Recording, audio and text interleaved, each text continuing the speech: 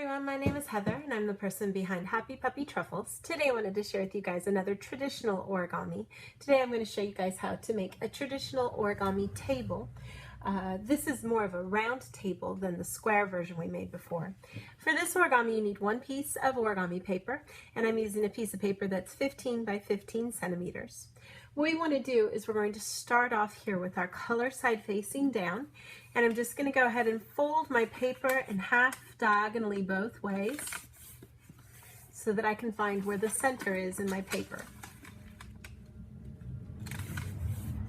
Once you've folded both of those diagonal creases, open things up, and now we're going to do a blend space or a zabuton base by taking each of the 4 points and folding it towards the center. I'll just go around and do this for all 4 sides.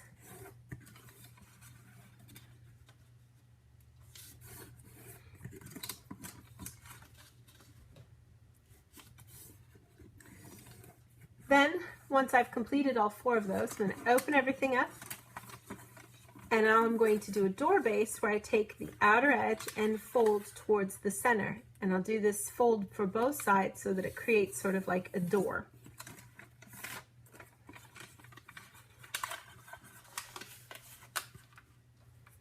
So I'll fold both of these sides towards the center. And then I'm going to repeat this by opening up, turning it 90 degrees, and making the same folds on this side as well.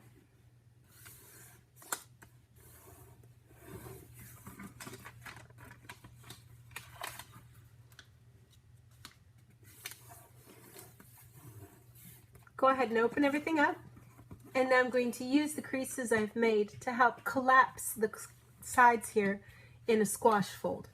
If I look at it like a diamond and I pull both of these sides up, I'm just going to bring them down. And I'm going to take this section that you see here and push down until it can get smoothed out to create a nice little diamond or square shape here at the top. And I'm just going to repeat those steps for the other remaining 3 sides. So again, I just get both of these sides folded over and push down. On this last side, if you prefer, you can do both of these at the same time by just getting things kind of started here and then folding both of these sides kind of over, getting that diagonal crease reversed, putting a little pressure in the middle there, and then letting both of these come down. Or you can open everything up and deal with each of these individually. It's sort of up to you how you prefer to handle this.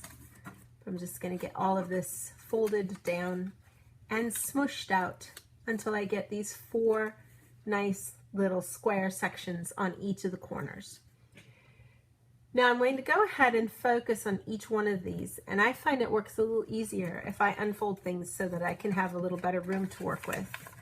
If I just look at one of these little squashed down sections, I'm going to go ahead and first just make sure my center is clear here by folding over one side and making sure that I get a clear line for where my crease is here in the middle. I'm going to take and fold this corner over here to create a nice small triangle by folding the outer edge straight over to the center. Then I'm going to do the same thing with the other side. I'm going to just turn things around to make that a little easier to fold. And you should wind up with something that looks like a kite shape. Open up both of these flaps again, and then I'm just going to take this part and pull it up so that we can extend all this out. And it helps to kind of imagine a crease that goes from both of these points. It sometimes helps to give it a little pinch to give it a good starting point. But if you pull open here and you reverse this crease that's here, we want to make it a mountain crease instead of a valley crease. If I get that started on both sides before laying anything flat, but I get those 2 started, and then if I just slowly push this down and smooth this all out straight, you should be able to get this nice extended diamond sort of kite shape here and get a nice smooth crease right there in the middle. Now I'm just going to repeat those steps for my remaining corners. So I'm just going to collapse this side down again, take and fold things over so that I know where my center is, and then just repeat the steps of folding in and making a nice crease there on each side to help make it easier to open up this part. Get the creases started, bring things up here.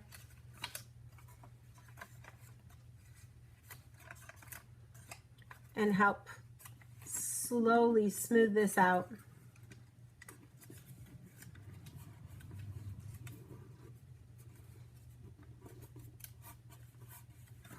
And then I'm just going to repeat that step over here too. And you can kind of push this to the side to keep it out of the way. It can be a little hard when it's right next to it. It can be in the way a little bit when you're doing it that way. But this process just gets repeated on all 4 corners so that you get these nice pieces extended out, which are going to later serve as the legs of our table. So I'm going to get all of these to fold out.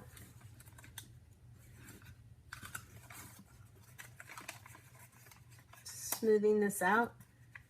It's nice to try to get as clean of a point as you can, but it's not super important to the finished piece if it's not exactly sharp there on that edge. It's sort of something you can work on as you practice more through your folding techniques.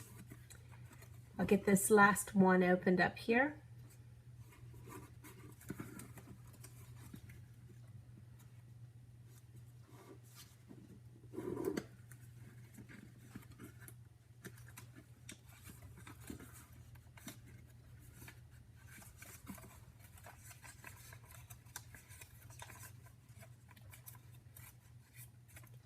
Once you've got all 4 of these sides folded out and extended here, then I'm just going to take each one of these and fold it down.